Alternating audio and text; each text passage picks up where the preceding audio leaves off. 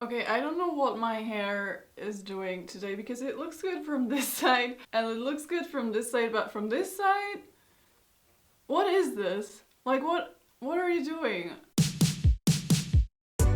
Anyway, today we're talking about 1950s dating culture because modern dating culture sucks. There is casual dating, there's multiple partners, no end goal in sight. People are just doing it for fun. It's nothing like the 1950s and the way they approached love and marriage, where the feelings were real and definite and never changed, and there was no space for vagueness. Wait, welcome and brace yourselves because boy, is it a ride. 1950s dating culture is absolutely not what you think it is in so many ways. I don't even know where to start. But let's start with narrowing down our little study. First of all, we're going to be focusing on the American dating culture. I imagine some customs were similar in other countries at the time, but some were probably very American, like my grandparents probably didn't go on dates in a diner. But I feel like especially in teen culture, the whole system of American dating was very developed and in many ways completely unlike what we do nowadays, and in many ways it was completely identical. Speaking of teen culture, a lot of the material that I found was directed towards teens or young adults. It is a little difficult, not impossible of course, but it is a little difficult to find dating advice concerning people in their late 20s, early 30s. So a lot of what I found is concerning younger people, so just a disclaimer. Without further ado, let's jump into it. So, as we all know, people in ye old age dated primarily to fall in love at first sight, find an ideal partner to marry, and start a family. Unless... Yeah, in 1950s, dating was primarily a pastime. It was a lot less serious in a lot of ways. You could date multiple partners at once, you could date people in turns, you could ask whoever you like, be it your friend, your friend's friend, your friend's boyfriend, didn't matter. And when refused, you would just move on and ask someone else, no big deal. In Your Dating Days, a book from 1954 about dating, this is said about modern dating. Times have changed. In the present day, young people associate in large groups with little chance to know each other well. Unlike society a generation or so ago, modern life makes a get-acquainted period necessary before young people can safely have a serious interest in each other. Casual dating, engaged in for the most part without any serious intent of courtship and marriage, has become a popular form of recreation and provides for this get-acquainted period. This new dating pattern has come to be favored as families have become more mobile and as young people have found themselves in association with others whose backgrounds and philosophies of life they do not know. Through dating, the young person comes to see that there are a number of people with whom he or she could be happy in marriage and that there are others with whom he or she could not possibly get along. This practice of circulating or casual dating is very common among high school and college young people who delay serious consideration of marriage for the sake of an education. For them, dating offers an interesting pastime and also makes it possible to take part in social activities that are designed for pairs. Most modern social functions are planned for couples rather than for whole families, unlike social gatherings of the past generations. Although the book also says that half the boys in high school rarely or ever date, and same goes for around 40% of high school girls, from those that do date, only 43% supported the idea of going steady. So basically, going steady is dating one partner exclusively and not seeing other people. And parents didn't really mind this tendency because it was widely considered a good idea to have as many partners as you can at a young age. The reasoning was the more people you get acquainted with, the better you are at specifying what you're looking for in your future spouse. And because sex was still very taboo, there was little risk of your kid getting in trouble. So, as I mentioned, dating was super casual to the point everybody dated everybody. Whatever taboos we have about it nowadays, like dating someone's ex, dating your friend's brother, dating your friend's boyfriend. Anything short of incest was basically okay. Like someone in the Boy Dates Girl guide from 1955 asked if dating your friend's girlfriend was okay, and the answer is not very straightforward, and the conclusion is, yeah, maybe you should ask them first. Like, so the usual process was that you were seeing all these different people. Sometimes you would see like a couple of different people in a week. You had all these different people interested in you, and you were sort of like seeing which people you vibe with the best. And then if there was one person standing out, they would either ask you to go steady or you could ask them to go steady. So that meant asking them to be your exclusive girlfriend or boyfriend. That also meant that you would stop seeing other people. And as an additional confirmation, either initially or after a while of going steady, a girl would be given a ring by the boy and she would give the boy a pin. So this was like a symbolic going steady engagement, and it was also called getting pinned because of the pin, obviously. Now sadly, despite this, it still wasn't a guarantee of not getting played. Also, going steady was very informal and it could dissolve over time. Like, you could one day just find out that your boyfriend is seeing other people and you'd be like, oh, so we're not steady anymore. I'm sunk. For almost a year, I've been going steady and everything was fine until suddenly my steady started dating others. What can I do? And the answer is, you can mope around and be miserable, remembering all those little things that made your heart sing and counting the broken pieces. You can choke down your pride, ask what happened, and perhaps, if it was your fault, patch things up. Or you can chalk the whole thing up to experience, take a new lease on life, and get going. Don't kid yourself for a moment that you're the only one whose stack of blocks has taken a tumble. It happens here, there, and everywhere. What matters is how you take it, chin up or chin down in your hands. And now is the time for you to make up your mind which. So basically she's like, it happens to everyone, don't worry about it. And this is also proved in these letters from the dating advice column in the comic series Boy Loves Girl, which was published between 1952 to 1956. So it's all those teenage girls asking for advice. Like, Dear Agnes Holmes, I went out with a boy named Ralph for almost 2 years, and I've always been very much in love with him. A couple of months ago he started taking me out less often, and he keeps talking about what good friends we are. Miss Holmes, I don't want to be just friends with Ralph. Dear Agnes Holmes, I'm going steady with a boy that's in the army, and I love him very much. He told me he loved me before he left. Then, the other day, I received a letter from him saying he likes someone better than me, but he still loves me. He's in Korea now, please help me. And the answer is, I think it would be a good idea if you dropped this going steady idea and started keeping yourself busy with other boys. This is a legit advice that a grown-up person gave to a teenage girl. You should be seeing other people.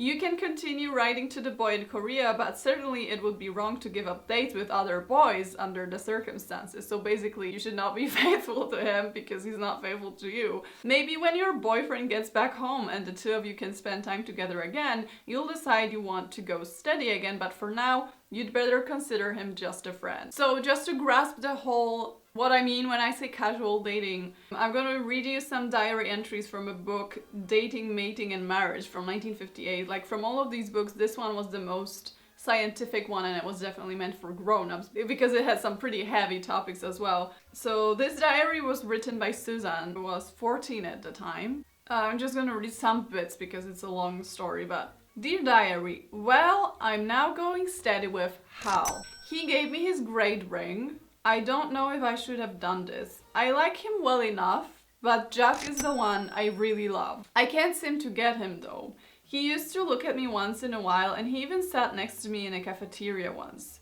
Susie says he asked about me and she was sure he would call me sometime, but he hasn't, and I wonder what is the matter. Tomorrow we have a history test, but I can't put my mind to it. I keep thinking of Jack and wondering why he never tumbles.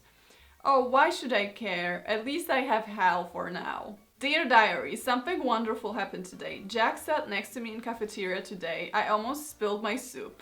He kidded around with Susie and hardly looked at me at first. I gave Susie a signal and she left the table as soon as she finished her lunch. Hal came in late and boy, did he give me a dirty look. I don't care though, Jack is the one I love. He's wonderful. Dear Diary, I gave Hal back his ring today. He was mad, but I don't care. I went to the basketball game with Ted. I looked around for Jack, but he wasn't there. I wonder where he was. I only went to see him. Dear Diary, Jack and I had a fight. He refuses even to talk to me. Why should I care? Why? Because I love him madly. I never had such a hard time with any boy before. Dear Diary, going steady with Hal again. He says he loves me. Jack doesn't mind. Dear Diary, Hal came up to the Bleakers while I was babysitting tonight. He tried, but I wouldn't let him. I think I should remain true to Jack. Dear Diary, guess what? Jack finally said he loves me. After all this time, I could hardly believe it. Dear Diary, it gets complicated having two boyfriends at the same time. Hal came to the Bleakers, and while he was there, Jack called. I had to stall him off. Hope Hal didn't catch on. Dear Diary, Jack hasn't called me yet. It's almost a week now. I'm really worried about him. Peter came by this afternoon and asked what was the matter with Jack. There is a dance at the canteen tomorrow night. Larry asked me to go with him. Alright, I will. I hope Jack is there and sees me. I'll dance as close to Larry as his skin. Who cares about Jack? Dear Diary, beach party for the Sunday school kids. Hal and I found a lovely spot, if you know what I mean.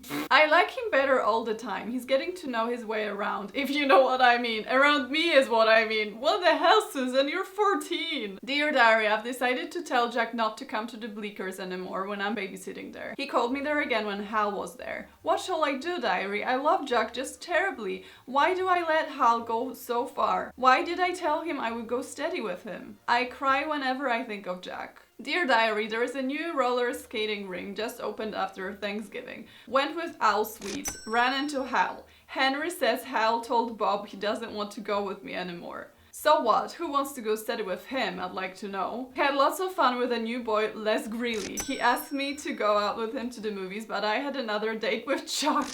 She's for the streets. Dear Diary, big surprise. Tony Parker, the boy who always used to be so dirty, took me to the basketball game. He even has good manners now. What a change. Dear Diary, I like Tony a lot. I asked Elton to find out if Tony likes me. I was hoping he would want to go with me, but he doesn't. I'll just keep trying.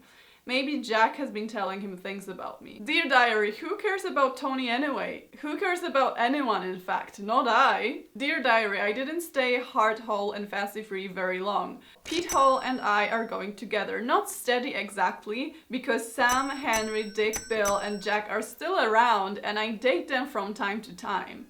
Jack is still the main event. Dear Diary, just a week ago and the above is already ancient history. I'm going with Dick gone. So now everything happens. Al Sweet told me in the hall today that Hal would like to go steady with me again. And then to top it off, Jack called after the game tonight. Was I pleased and happy, but Dick has given me his ring and I gave him my pin. Boy, was I mad at Angie. She goes around saying that I'm sexy and a flirt. What business is it of hers anyway? No one likes her, that's for sure. Even the girls. Dear Diary, went out with Fred, he kissed me. He's alright, but not top drawer.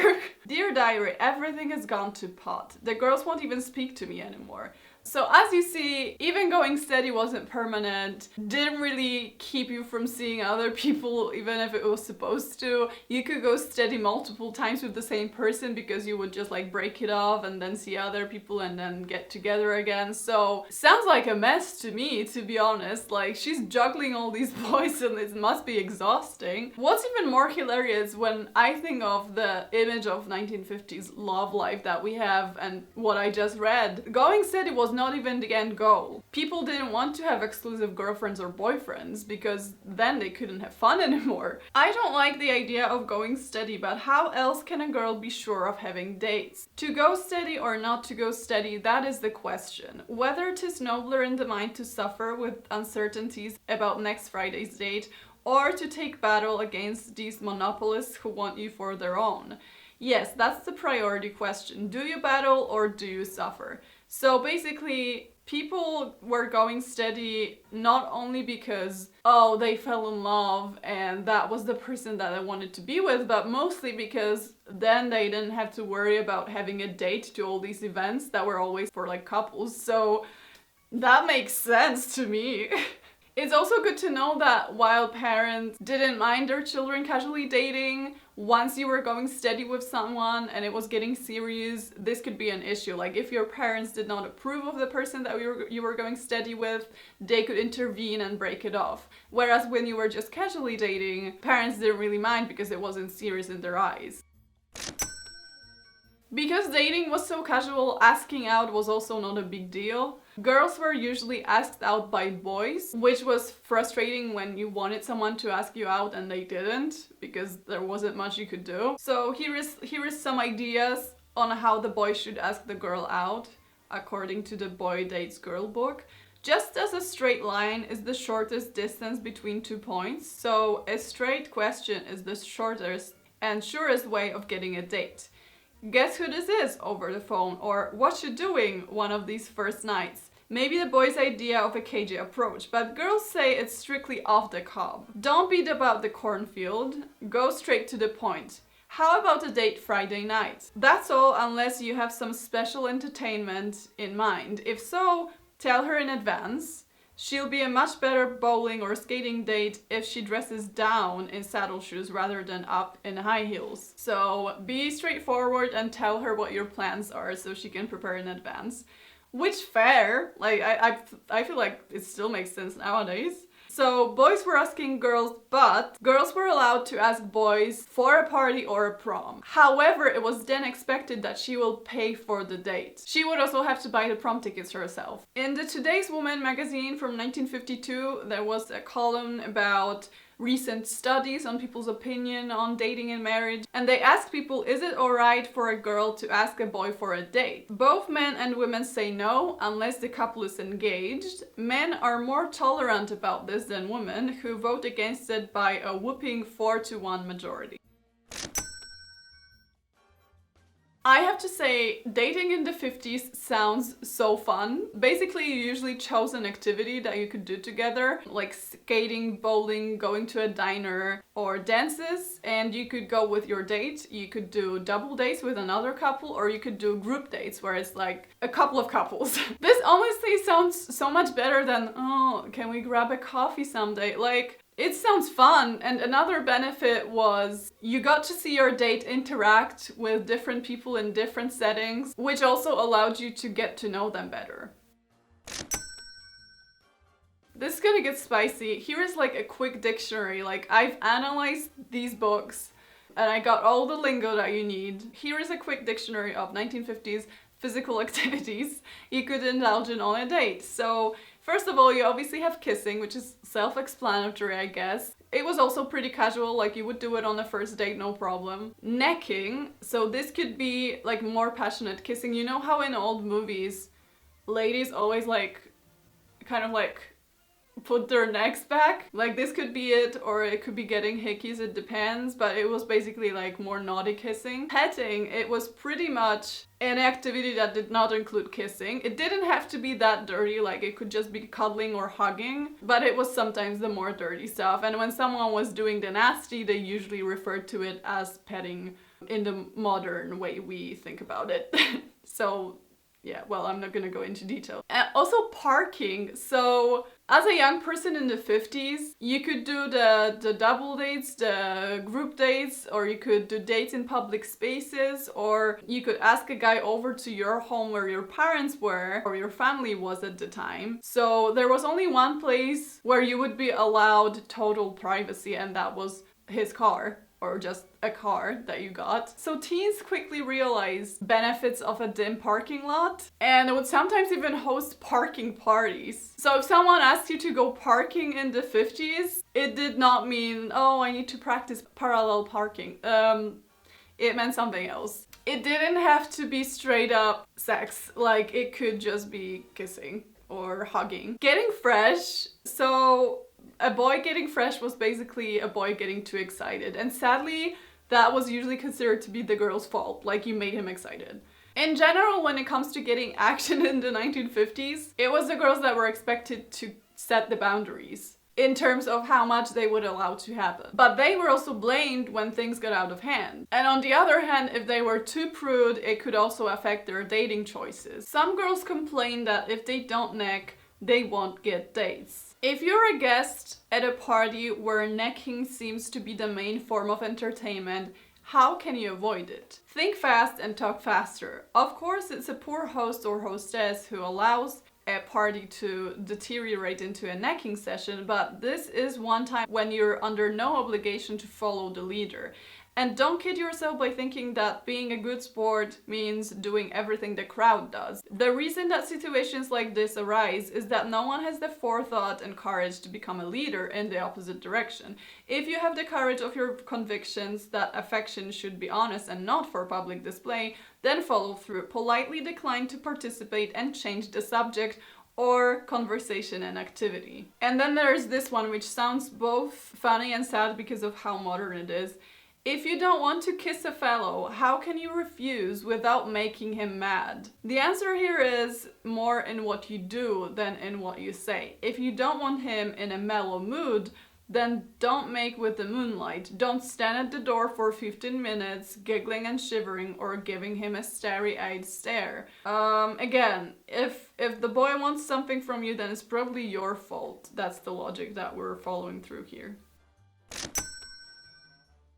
If you're complaining about modern men ghosting and only wanting one thing, say no more, I got things for you. Dear Agnes Holmes, I used to live in Detroit, but a few months ago we moved to New Orleans. I've been writing to the boy I used to go with in Detroit, but he hasn't answered any of my letters except the first one I sent him. I feel terrible about this. I write him twice every week, and in each letter I ask him to answer me. My girlfriend in Detroit writes to me, and she told me that when she asks my boyfriend why he doesn't write to me, he won't tell her. Please, can you tell me what to do? So ghosting, and now we've got a case of a player here as well.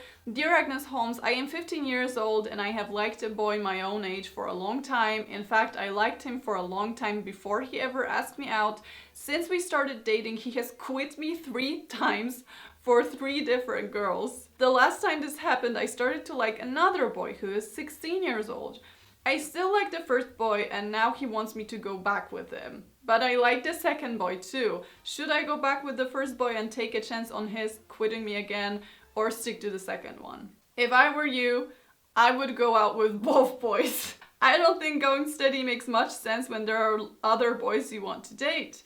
There is lots of time for you being serious later on when you really fall in love and have no desire to spend time with anyone but the boy you love. For now, why not go out with any boy you'd enjoy spending time with? We also have a sad case of a 1950s fuckboy. This one's going to be a bit more serious from the other book. Then in March, I met Tom. Tom was a senior. He was very mature and knew exactly what he wanted from life and exactly how he was going to get it. His parents were divorced and he had been raised by his mother. I think he must have been a little bitter because he had never dated any girl more than a few times and never intended to marry. He had a job in foreign sales, which would mean living outside the country after a short training program. This was exactly what he wanted. Our first weeks together were the happiest I have ever known. We had a relationship that was perfect in every way. I knew I was falling more in love with him every day. We were so completely happy together. He often told me that he wished we had met earlier because we had so little time before he was to graduate and leave. Tom meant everything to me. I loved him so much that I almost worshipped him. We had never had any problems or arguments until one night he suddenly asked me to have intercourse with him. We had had very little sex together. We always had so much fun and had just never gotten to it. I think that although he was fond of me, he had no intention of marrying, and when he realized how much I loved him, he thought he could talk me into it. I was shocked. It was a new idea to me and I had no defense. I had no one to talk to and no one could give me any advice. I thought about my parents more than anything else and what they would say if I became pregnant. I could think of nothing else. I was so afraid of losing Tom, but I didn't think I would gain anything by giving in except momentary happiness. I told Tom that I would give up school and marry him then, but he told me he knew I would never be happy away from my family and friends. I wanted him more than I ever wanted anything before, but finally in the end, I still think about it and wonder if I was right. I told him that I wouldn't give in. I never saw him again after that night. This whole experience was a great blow to my standards and has often made me stop and think about my goals and values. It made me very wary of men and left me wondering if I could ever find love. So typically, when he didn't get what he wanted, he left. So a lot of the guides on dating focus on self-improvement, but it's not really what you think. Like, the tips they give you are not shave your legs, you're disgusting, or use your makeup, you're ugly, but a lot of them have to do with being clean and tidy, wash your shirts. Some of them are focusing on social skills, like being good at conversation or making sure that everyone feels included, which solid tips, honestly. But most of the tips to be dateable are quite boring and they sound a lot like modern dating tips, like be confident, be yourself, have interests. So again, nothing's changed. So whenever I research something from the past, I am in for a rude awakening, and it happened when I was reading Your Dating Days and got to the section What of Race. And I will say this section makes some good points about the problems that interracial couples faced at the time, but also the underlying tone is don't go for someone of a different race because it will get ugly. And same conclusion is made about marrying a different nationality or marrying someone of different religion. So just icky. Most engagements lasted 6 months to a year, and about a third of engagements got broken off. I don't know what the statistics are nowadays. I feel like it's probably less of them gets broken off. How many engagements? 20%. Okay. So similar but less. Even though they were a lot more formal than going steady, like engagement was properly like a big thing. It was also advised to always break off a bad engagement rather than go into a bad marriage. Because then you pull through and then you have a nasty divorce that is gonna be 10 times more scandalous. Breaking up was again a lot less formal and sometimes did not even happen because a steady relationship naturally sizzled out and you just started seeing other people. You could do it more ostentatiously. What is his voice? You could do it more ostentatiously by returning the pin or the ring that you were given as a sign of going steady. It was a little more complex, as I said, when you got engaged, because by that time you had the parents involved and you had the way of other people's expectations, but it definitely happened a lot. Also, apparently rebounds were always a thing because the Your Dating Days book states that all of us have heard or known of a person who married on the rebound. Married the first person he could find after a broken engagement or marriage. Such marriages have very little chance of succeeding, for they are seldom based on a solid foundation of long acquaintance, similar backgrounds, attitudes, and plans. The individual who marries immediately after a broken engagement or divorce usually does so out of loneliness or a desire to prove to himself and others that somebody wants him. Again, pretty solid advice. Like, I know some rebounds that ended well, but a lot of them are just hurtful for both parties. So what age did people get married? Again, from the Today's Woman from 1952, the column where they asked people their opinions. The ideal age for a man to marry is 25, for a woman 21, and there should be a 1-year engagement before the wedding. However, the Your Dating Days book dismisses that, and according to it, 68% of women aged 20 to 24 were married compared to 86% in the 25 to 34 age group.